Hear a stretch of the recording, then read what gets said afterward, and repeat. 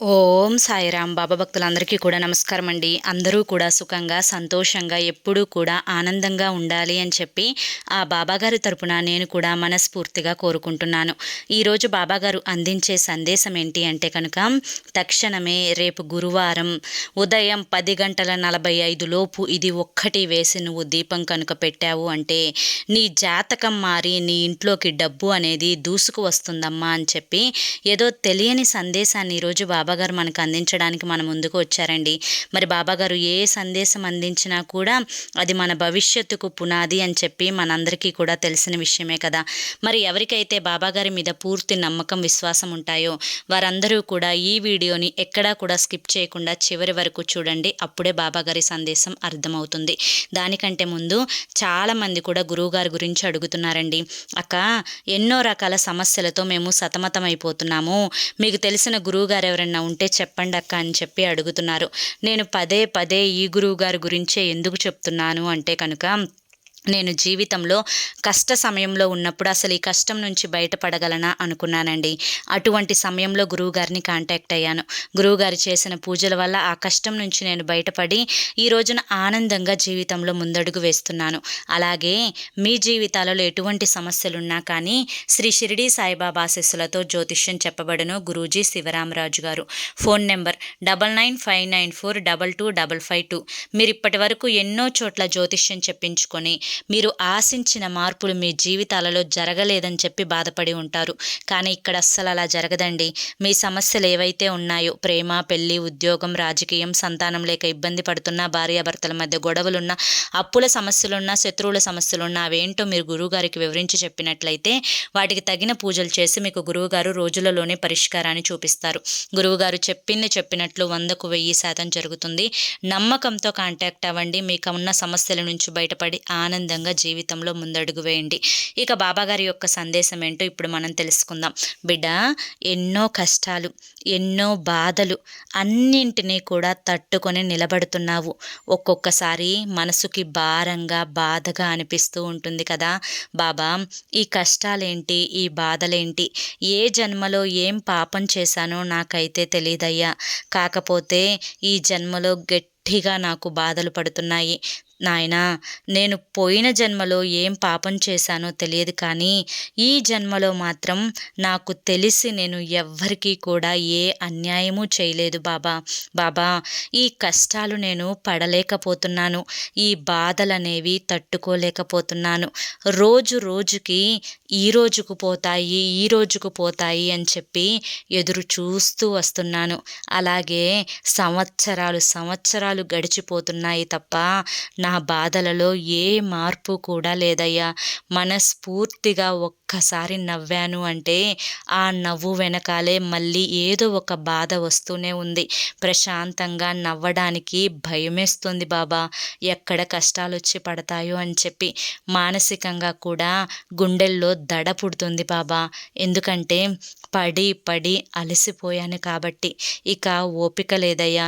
గట్టిగా నిర్ణయించుకున్నాను. ఏంటి అంటే, నా జీవితం ఇంతే, నాకు ఈ కష్టాలు తప్పవు, ఈ బాధలు తప్పవు. ఇక ఎన్నాళ్ళు అనుభవిస్తానో అనుభవించని, ఏదో ఒక రోజు వెళ్ళిపోతాను కదా ఆ దైవం దగ్గరకు, అప్పుడైనా ప్రశాంతంగా ఉంటాను అని చెప్పి అనిపిస్తూ ఉంది బాబా. బాబా, కళ్ళల్లో నీళ్ళు వస్తున్నాయి. తుడవడానికి ఎవ్వరి చెయ్యి ముందుకు రావడం లేదు బాబా. ఒక్కటే ఆశ, ఒక్కటే కోరిక, నేను పడ్డ బాధలు నా బిడ్డలు పడకూడదు బాబా. నేను పడ్డ కష్టాలు నా బిడ్డలు అనుభవించకూడదు. ఇటు పుట్టింట్లో ఏ రోజు సుఖపడలేదు, ఇటు అత్తింట్లో కూడా ఏ రోజు కూడా నేను సుఖపడలేదు బాబా. అన్నీ కష్టాలే.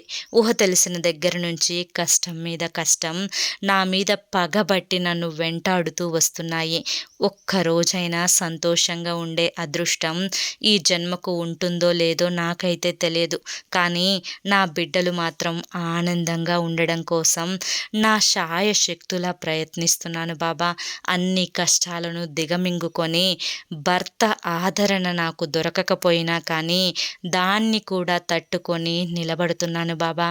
నాకు తోడుగా ఉంటాను అని చెప్పి, నన్ను ప్రేమగా చూసుకుంటాను అని చెప్పి, నా మెడలో తాళి తాళి కట్టిన నా భర్త ఈ రోజున నన్ను ఎంతో దారుణంగా హింసిస్తూ వస్తున్నాడు. నేను మద్యానికి వ్యసనపరుడైపోయాను అని చెప్పి ఒప్పుకుంటున్నాడు, కానీ తన తప్పుని మాత్రం తను తెలుసుకునే ప్రయత్నం చేయడం లేదు. నా మాట ఏ రోజు కూడా విన్న పాపానే పోలేదు. చెప్పినప్పుడు అన్నీ వింటున్నట్లుగా నటిస్తున్నాడు, కానీ మళ్ళీ చేసే టయానికి అన్నీ మామూలుగా చేసేస్తూ వస్తున్నాడు. ఇక నా బిడ్డలకి తండ్రి ఆదరణ అనేది దక్కదు అని చెప్పి అర్థమైంది. నాకేమో అనారోగ్య సమస్యలు, ఈ యొక్క సమస్యలు, ఈ కష్టాలు, ఇవి అన్నీ కూడా నా గుండె బరువెక్కేలా చేస్తున్నాయి బాబా. ఏది కూడా తట్టుకోలేకపోతున్నాను. మనసంతా కూడా గందరగోళంగా ఉంది బాబా. ఒక్కసారి నీ ఒడిలో సేద తీర్చుకొని నిద్రపోవాలి అనిపిస్తుంది. అలా కంటి నిండా నిద్రపోయి నిద్రలోనైనా కానీ నా బాధను మరిచిపోదాము అంటే అలా కూడా నిద్ర పట్టడం లేదు బాబా. ఏం పాపం చేశానయ్యా? ఏమి అంత అన్యాయం చేసుకున్నాను? ఏ జన్మలో ఏదో బాగా బలమైన పాపాన్నే చేసి ఉంటాను. ఈ జన్మలో అందరికీ నేను బరువైపోయాను. కుటుంబంలో అందరినీ కూడా ప్రేమిస్తాను. ఎవరికి ఏవేవి కావాలో అన్నీ కూడా సమయానికి వారి చేతుల్లో పెడతాను. ఎవరికైనా కానీ చిన్న నొప్పి కలిగినా, చిన్న బాధ కలిగినా అది నాకే కలిగిందేమో అన్నట్లుగా కళ్ళల్లో నుంచి నీరు వచ్చేస్తుంది. కానీ ఏ రోజు కూడా నా బిడ్డలు నన్ను అర్థం చేసుకోవడం లేదు. నా భర్త నన్ను అర్థం చేసుకోవడం లేదు. ఒంటరి దాన్నిగా అనిపిస్తుంది బాబా. ఎంత కష్టపడినా ఎందుకు బాబా అన్నా అనుకునే వాళ్ళు లేనప్పుడు, నేను ఎంత ప్రేమ చూపించినా ఇది ఒక తల్లి ప్రేమ ఇలాగే ఉంటుందేమో అని చెప్పి నాది నాకు అనిపిస్తుంది, కానీ నా బిడ్డల ప్రేమ మాత్రం నాకు దొరకడం లేదు బాబా. నాకు ఇలా దొరకకపోయినా పర్వాలేదు, అన్నింటినీ కూడా భరిస్తున్నాను.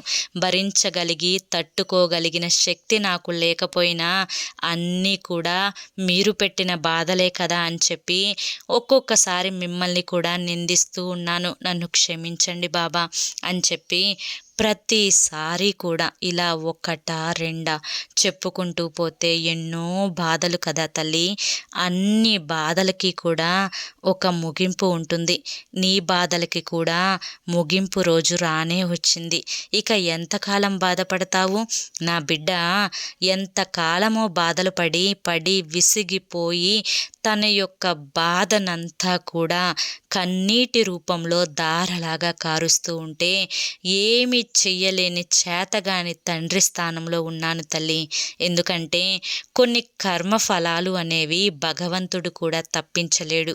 అలాగే నీ కర్మఫలాలను నేను కూడా తప్పించలేకపోయాను.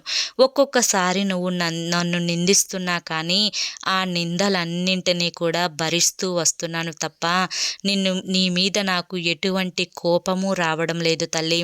తల్లి, ఏది ఏమైనప్పటికీ కూడా అన్ని బాధలని అర్థం చేసుకున్నాను. ప్రతి బాధకి కూడా ఒక ముగింపు దొరుకుతుంది. అయితే నీ బాధలన్నింటికీ కూడా ఒక ముగింపును నేను పలుకుతాను బిడ్డ. రేపు గురువారం రోజు, అంటే ప్రత్యేకించి రేపు గురువారం అనే నేను చెప్పడం లేదు, ఏదో ఒక గురువారం రోజు నువ్వు దీపాన్నైతే పెడతావు కదా తల్లి నా ముందు. ఈ విధంగా నువ్వు దీపాన్ని కేవలం నా ముందు పెట్టకపోయినా పర్వాలేదు, నీ ఇష్టదైవం ఎవరైతే ఉన్నారో ఆ పరమేశ్వరుని ముందు, ఆ శ్రీ ఆంజనేయ స్వామి ముందు, ఇలా వెంకటేశ్వర స్వామి ముందు, ఇలా నీకు నచ్చిన దైవం ముందు నువ్వు దీపాన్నైతే పెడతావు కదా తల్లి. అయితే ఆ దీపపు వెలుగులో చీకట్లో ఉన్న ఆ కష్టాలన్నీ బాధలన్నీ పూర్తిగా దహించబడతాయి.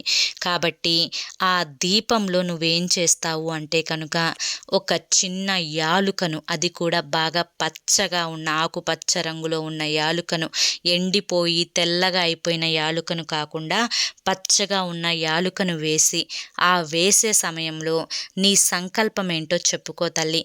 నీ సంకల్పాన్ని చెప్పుకొని ఆ యాలుక వేసిన దీపాన్ని పెట్టాలి. అయితే నువ్వు ఆ రోజు చక్కగా ఉదయాన్నే నిద్రలేగవాలి. నిద్ర లేచిన తర్వాత ఇంటి పనులు, వంట పనులు అన్నీ కూడా శుభ్రం చేసుకున్న తర్వాత బకెట్ నీళ్లు తీసుకొని ఆ నీళ్ళలో కాస్త రాళ్ళ ఉప్పును వేసి చక్కగా ఇల్లంతా కూడా తుడుచుకొని రావాలి. ఈ విధంగా ఇల్లంతా కూడా తుడుచుకున్న తరువాత చక్కగా తలంటు స్నానాన్ని చేయాలి.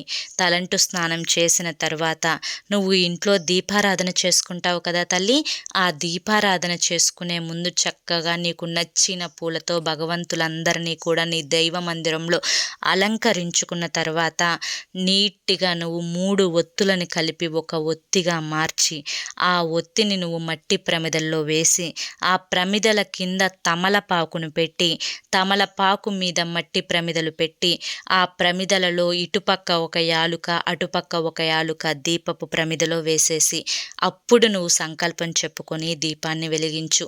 ఇలా సరిగ్గా నువ్వు 3 వారాలు చేసుకో తల్లి.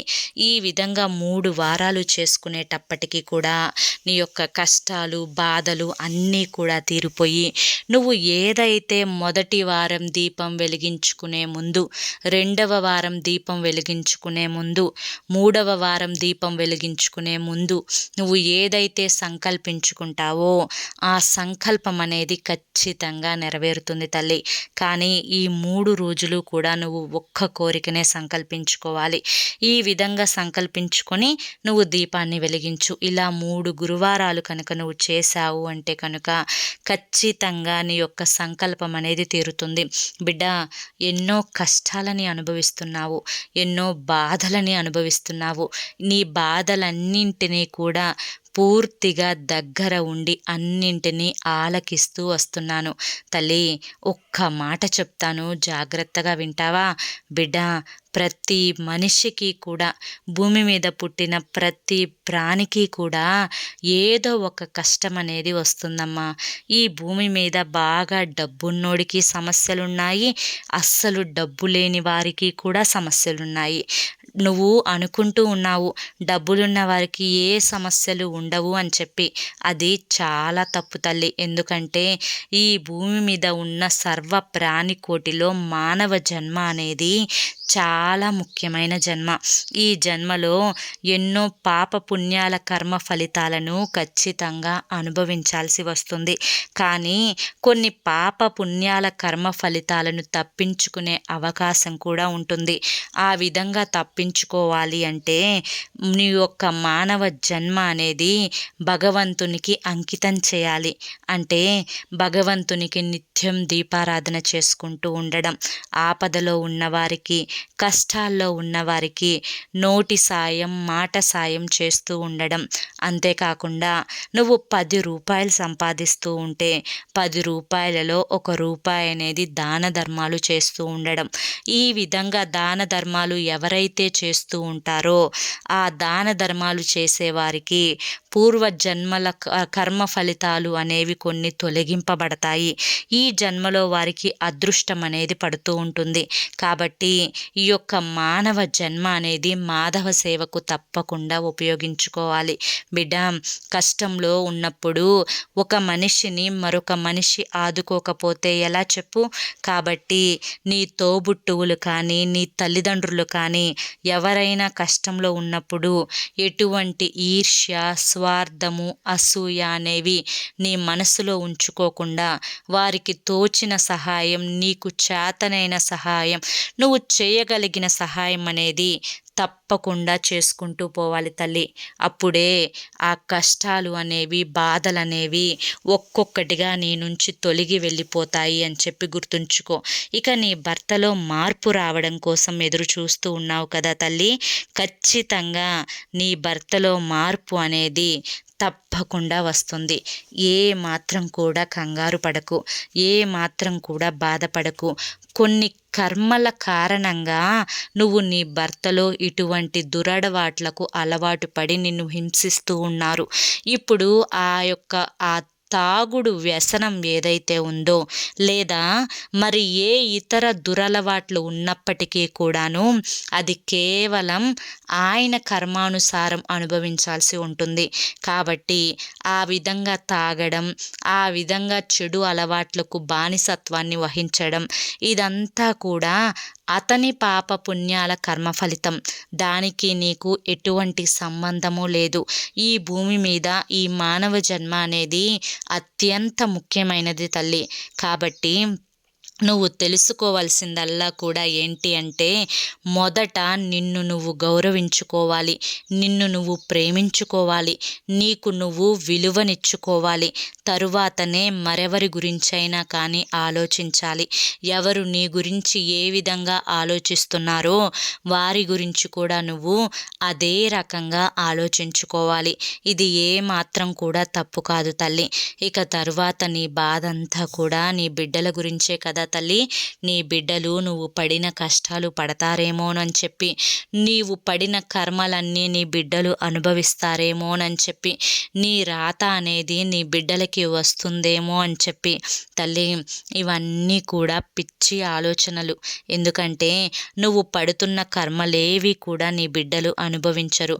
నువ్వు ఏదైనా కానీ దానం, ధర్మం, పాపం, పుణ్యం నువ్వు ఏది చేసినా కానీ నీ యొక్క కర్మానుసారంగా నీ బిడ్డలకి మంచి భవిష్యత్తు అనేది దొరుకుతుంది. కాబట్టి ఇప్పటి నుంచైనా కానీ నీ జీవితంలో జరిగినవేవో జరిగిపోయాయి. ఇప్పటి నుంచి నీలో ఒక మంచి మార్పుని తెచ్చుకొని ఆనందంగా సంతోషంగా ఉండే ప్రయత్నం చెయ్యి. నువ్వు నిన్ను నీ ఆత్మని ఎంత సంతోషంగా ఉంచుకుంటావో అప్పుడే చుట్టుపక్కల వారందరినీ కూడా సంతోషంగా ఉంచగలుగుతావు. కాబట్టి ఈ విషయంలో ఎటువంటి మార్పు లేదు. నువ్వు 3 గురువారాల పాటు యాలుక వేసిన దీపాన్ని నీ దైవ మందిరంలో పెట్టి చూడు. నీ కష్టాలు కర్మలు అన్నీ కూడా తొలగిపోయి నీ ఇంట లక్ష్మీదేవి అడుగు పెడుతుంది. నీ ఇంట్లోకి డబ్బు వస్తూనే ఉంటుందమ్మా అని చెప్పి ఈరోజు బాబాగారు మనకి చాలా చక్కటి సందేశాన్ని అందించారండి. మరి ఈ సందేశంలో ఎంతో గొప్ప ఆంతర్యం ఉంది కదా. అది మీ అందరికీ కూడా నచ్చింది, అర్థమైంది కదా. నచ్చింది, అర్థమైంది అనిపిస్తే ఈ వీడియోకి ఒక చిన్న లైక్ ఇవ్వడం మాత్రం మర్చిపోవద్దు. మీరిచ్చే లైక్ వల్ల మరికొంతమంది బాబా భక్తులకు ఈ వీడియో అనేది రీచ్ అవుతుంది. మొదటిసారి మన సాయి పిలుపు ఛానల్లోకి వచ్చినట్లయితే మన సాయి పిలుపు ఛానల్ని సబ్స్క్రైబ్ చేసుకొని సపోర్ట్ చేయండి. మరి రేపు మరొక మంచి వీడియోతోటి అందరం తప్పకుండా మళ్ళీ కలుసుకుందాం. అప్పటి వరకు బాబా ఆశీస్సులు మీపై ఉండాలి అని చెప్పి మనస్ఫూర్తిగా కోరుకుంటూ సర్వే జనా సుఖినో భవంతు. ఓం సాయిరామ్.